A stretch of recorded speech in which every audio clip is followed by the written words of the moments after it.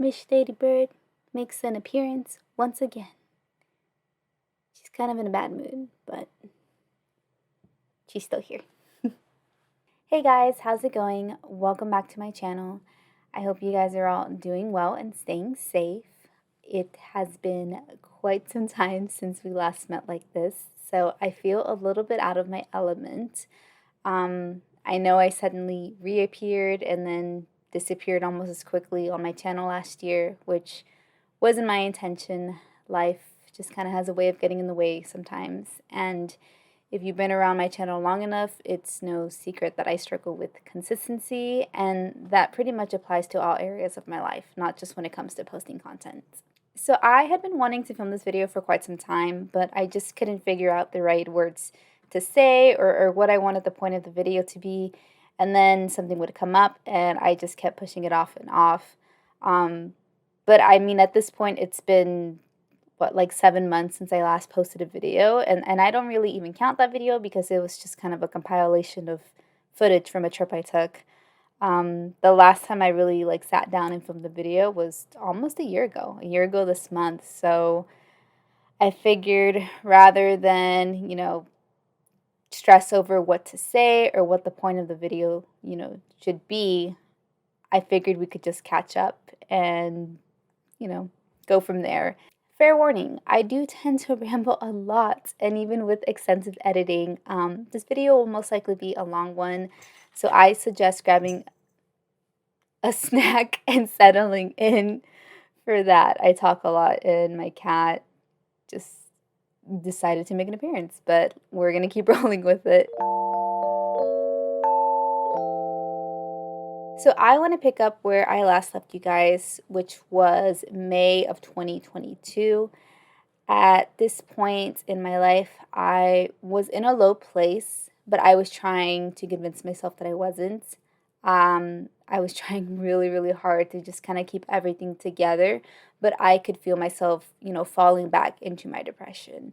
I was slipping into old habits, old patterns, but I was very much aware of how I was feeling. And in retrospect, I think that level of self awareness helped me to sort of catch myself before I let that depression consume me again. And so I started going to therapy again. So I started therapy again, and going into the month of June, I felt a little bit more optimistic, but I wasn't, necessarily jumping over the moon with enthusiasm just yet. Therapy is not an instant fix. It takes time. I was, however, very, very stressed out, and I truly believed it had everything to do with my job. For those of you who don't know, I have a complicated history with my previous employer.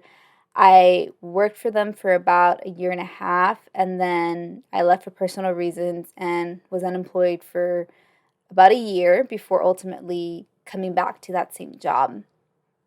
And there's a lot that goes into the story, but to make a long story short, I had just started dreading going to work. My work environment had become a very stressful place. And while there was a lot that ultimately went into my decision to leave this job, put simply, I was just miserable, just super miserable. And I had grown very tired and frustrated with the situation. For the amount of time and work and energy I was putting into it, it just wasn't worth it anymore. It wasn't worth it to endure the level of stress that I was putting myself through. And on some level, I knew that if I was serious about, getting better, about truly overcoming my depression, I had to make some changes. Because looking back, I can confidently say now that the reason I went back to my old job was because I was scared of having to start, somewhere new, especially after being out of work for a year.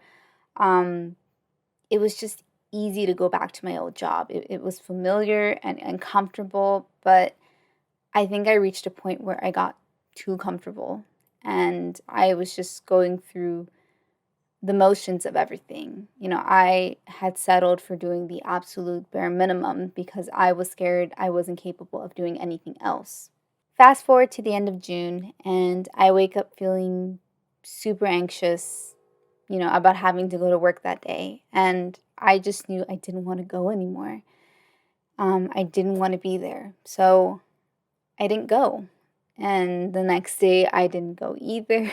And on the third day, um, I emailed in my resignation.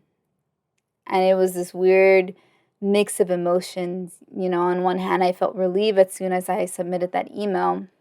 But then this sense of panic set in when I realized that I was unemployed again. Like, oh my God, what did I just do? Did I act too impulsively? Did I just, self-sabotage myself again like I always do? Um, and in retrospect, I think I definitely did, act on impulse, but my intention was genuine. It wasn't that I didn't want to work. It was just I was so tired and burnt out. And I just didn't want to go back to that place. It wasn't doing me any good.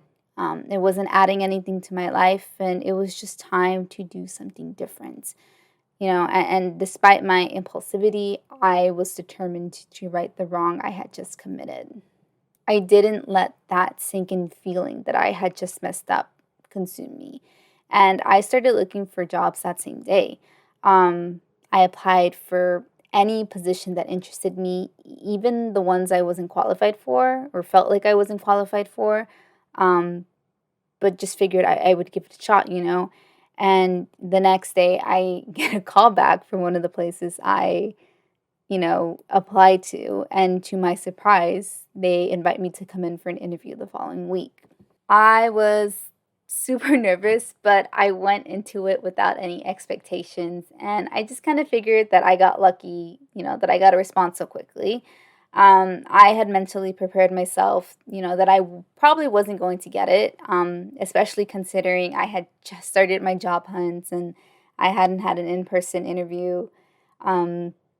At that point in years. But amazingly, to my surprise, I was offered the position that same day. And that was that. So, as crazy as it sounds, this all happened in the span of a week. Literally, within a week, I went from being unemployed and miserable to newly employed and still equally as miserable, but a lot less stressed. Um, I guess I hadn't realized it then, or maybe I didn't want to, you know, accept it. But a lot of my dissatisfaction in life, I think, was stemming from my job, that specific job, and how stagnant it had become. Um, Even though I knew I wanted to do something different, I kept trying to justify to myself that I needed to stay. That it was a good job, it's close to home, the pay is decent. Um, but since leaving, I can confidently say things have been a lot better. Um, I've been at this new job since July, and I'm so appreciative of the way things have turned out. In comparison to my last job, it's like night and day. Um, and it's not something I want to do for the rest of my life, but it's what I needed in that moment, in that point in my life. And it's what's working for me now. And until my next opportunity comes along, I am happy where I'm at. So, a good chunk of my therapy journey has focused on me trying to figure out myself and my career because, like I said, a lot of my dissatisfaction stems from it.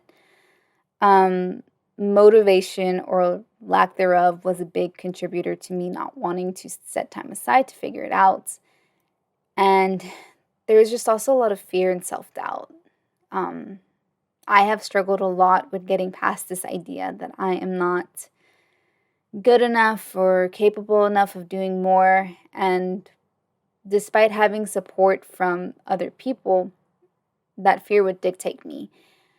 I wouldn't necessarily say it's a fear of failing or a fear of success. I think it's more so a fear of letting people down.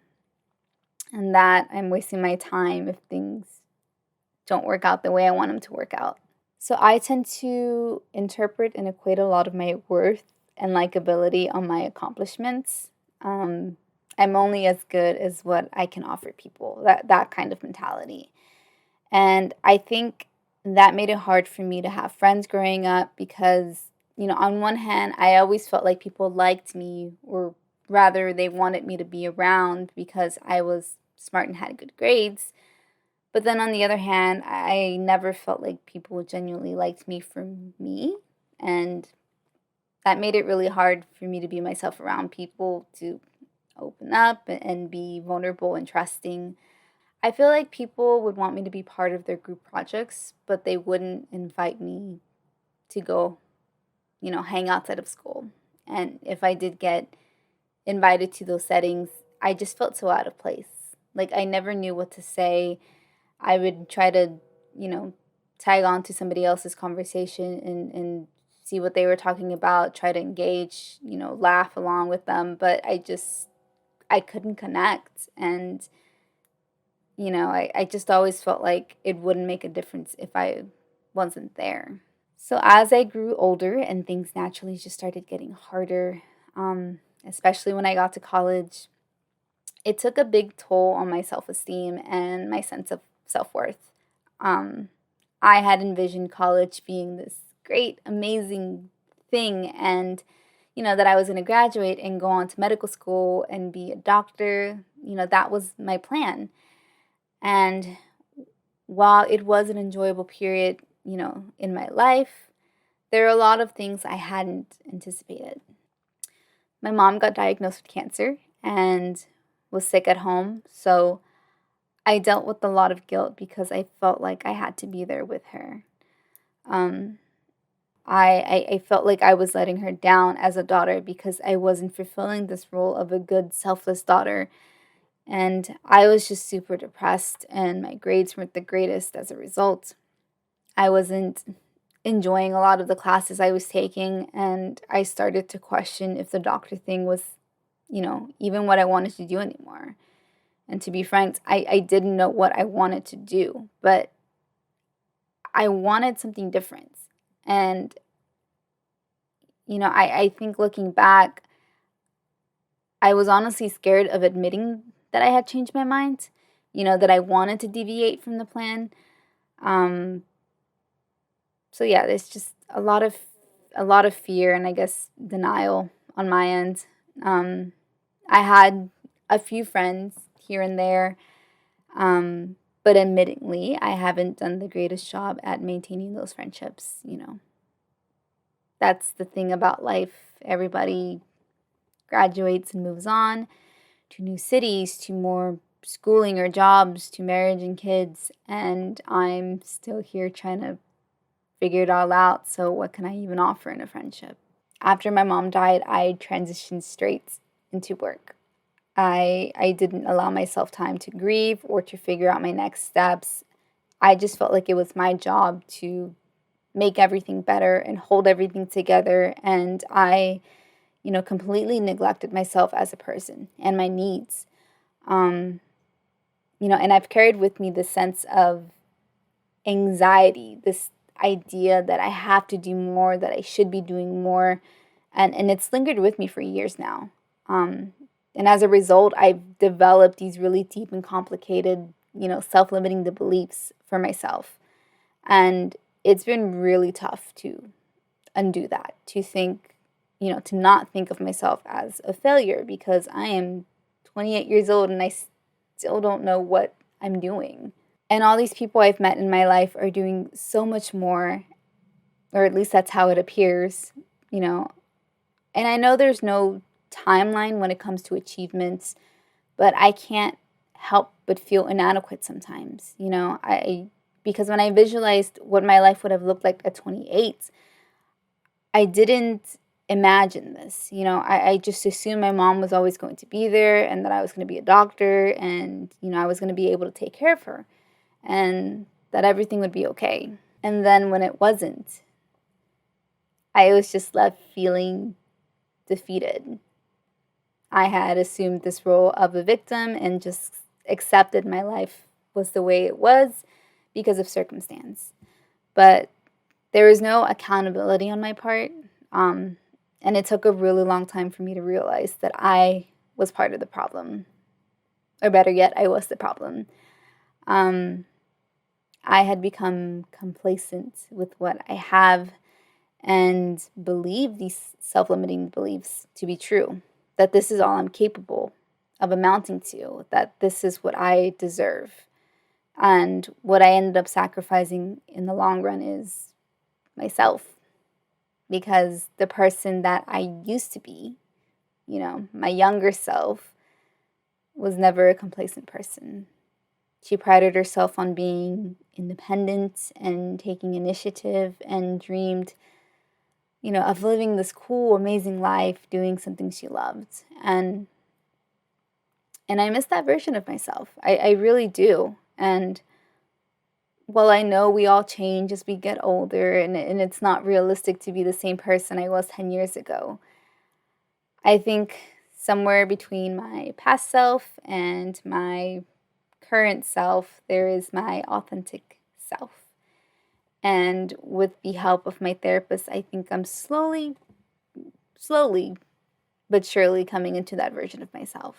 And there have been a lot of things I have discovered about myself over the course of my therapy journey.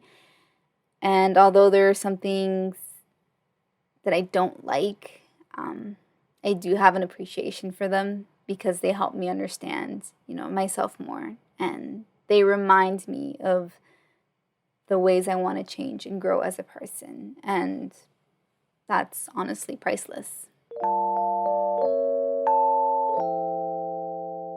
So one of the challenges I've had with my identity and trying to figure out who I am stems from my relationship with my boyfriend and my struggle with codependency. Throughout the course of our relationship, I was admittingly very clingy and very insecure as a person.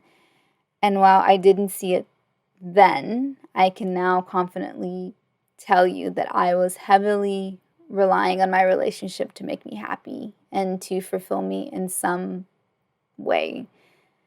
Because the only thing I ever made time for and the only thing I prioritized was my relationship. And I was so hyper fixated on that I completely disregarded everything else. I adopted a very apathetic attitude towards everyone and everything because I felt like a failure, I just felt like I couldn't do anything right. And the only thing I seemed to be good at was my relationship, or so I thought. My only defining characteristic became my relationship. And when it ended, I didn't know what to do anymore. I didn't know who I was. And it shouldn't be that way.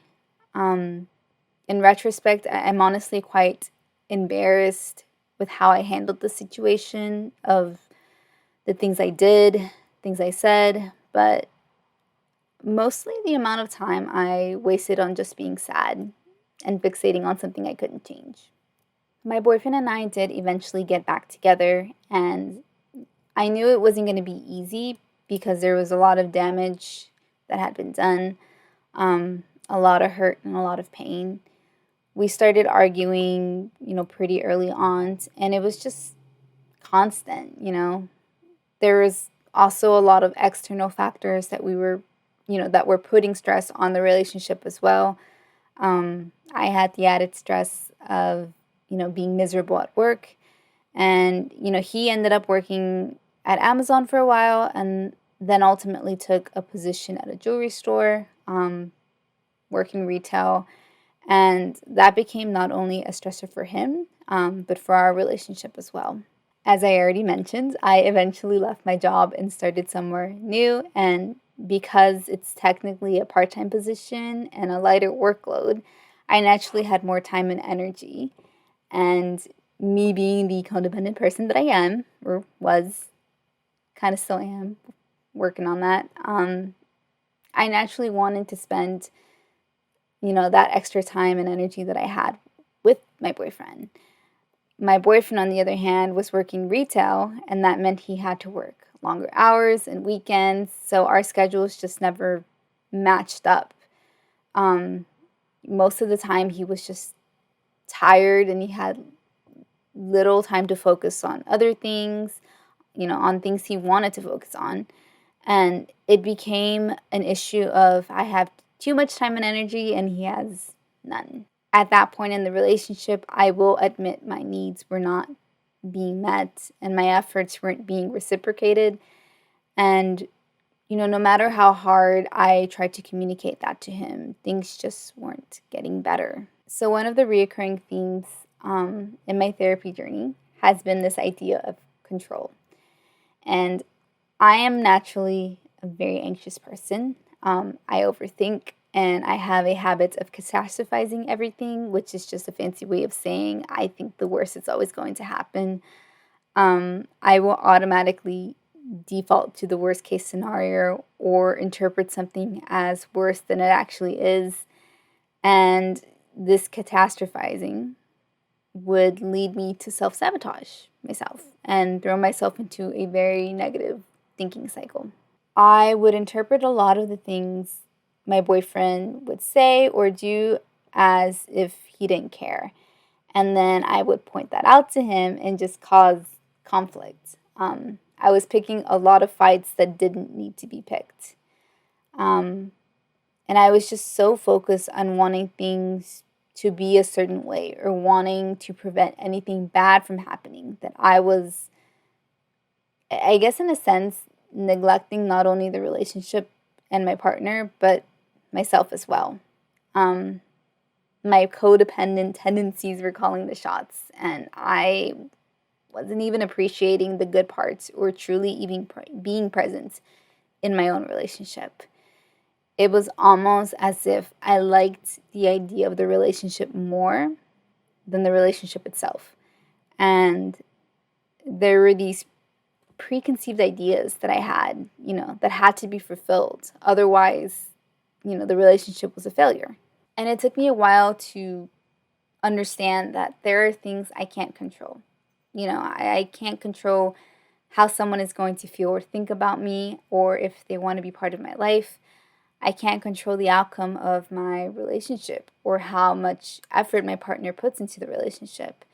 The only thing I can control is me, my feelings, my thoughts, my efforts, and my reactions to everything. And once that kind of clicked, it became a little bit easier to not get so worked up over things.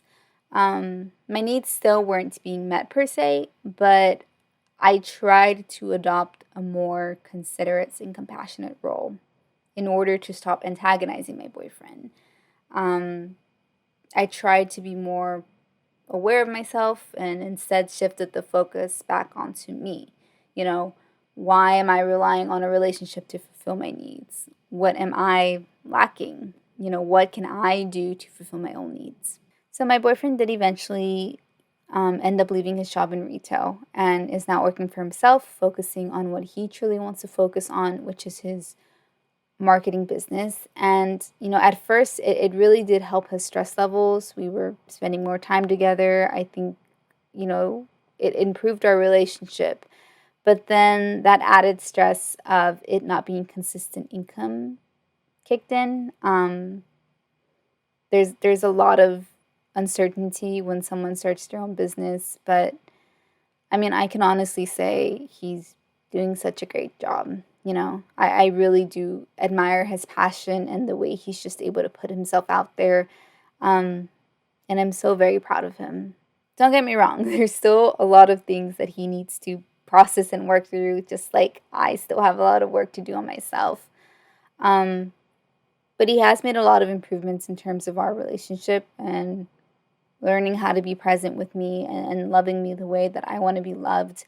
Because we all have different love languages and how we interpret love. And for a really long time, we weren't speaking each other's languages, which is where a lot of this communication stemmed from. There's still a lot of work that we need to do on our relationship. And I don't want to go too into detail about that. I feel like there's just certain things that shouldn't be discussed on the internet, and should be kept between the two partners in a relationship. But on my end, I am trying to be more mindful of him and respect his boundaries and not let my codependency step in.